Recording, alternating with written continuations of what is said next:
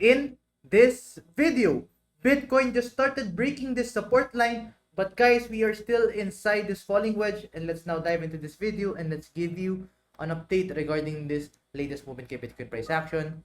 So yeah, let's now dive into this video and let's give you a quick recap of our previous analysis. So diba sa ating previous video, ang minomonitor natin was this orange line support, which is itong nakikita natin to in the daily time frame. Siguro let's try to look at this in our index chart, because as you can see, this is much more clear in here.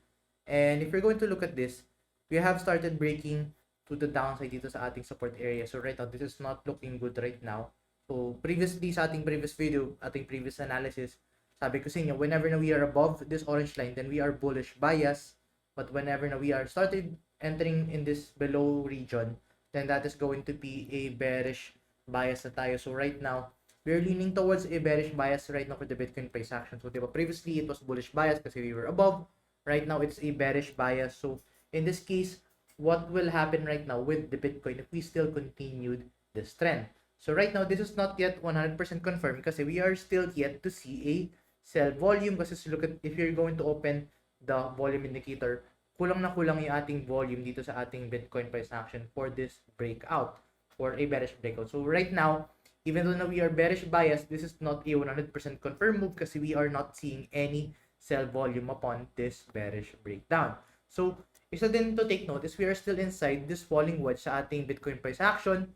So, despite of this breaking to the downside, this is more likely a 50-50 mo as of now kasi we are still yet to see a sell volume. At the same time, we are still inside this falling wedge, and traditionally, a falling wedge is a bullish pattern. So, right now, we are still going to wait this one out kasi wala pa din tayong breakout within this wedge and wala din tayong sell volume. So, if let's say you're going to open a short position, it's best to place a stop loss siguro around the 27,800 kasi that could be a potential stop loss area if let's say you're in a short position. But ako personally, I won't open any position for the time being kasi this is a riskier move if you're going to look at this in both in the daily time frame as well as in the smaller time frame.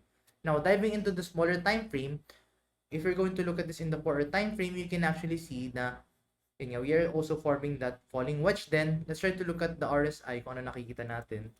In the RSI, let's try to look at this in the RSI. Walang clear indicator right now for the RSI.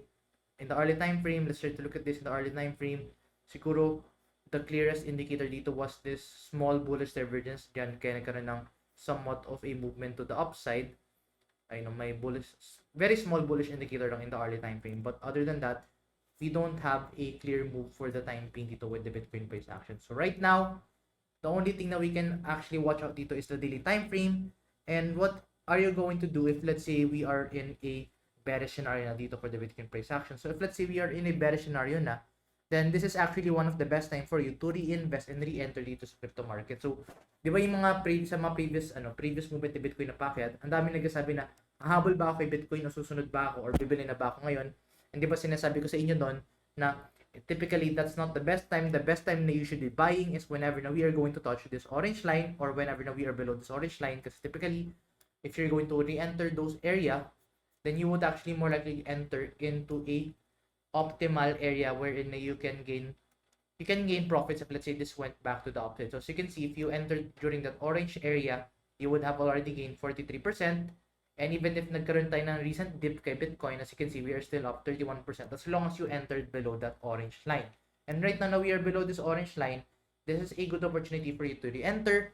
But take note, this can, if let's say this continue to the downside, possible kasi ang mangyari is, let's say kinontinue na yung movement pero naging resistance na yung orange line, then what you can do is instead of going all in one go sa pagbabay, what you do is you enter into a DCA strategy wherein you split your money. So let's say meron kang $10,000, you split that into, let's say, take to $2,000 per level.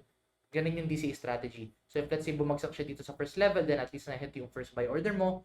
Let's say bumagsak siya lalo, tapos na-hit yung inyong second buy order, then at least may na-hit kayo yung order. Tapos if let's say umakit na siya lalo, then at least kahit pa paano, may na-hit kayo yung buy order. Di bali nang hindi ma-hit yung inyong mga ibang buy order as long as mahalaga dito is nakapag-buy kayo, kahit partial order lang, okay na yon. That is DCA strategy. What you do is you dollar cost average into those levels. So yeah, that is what we're currently seeing dito right now with the Bitcoin price action. And yeah, just a quick update lang.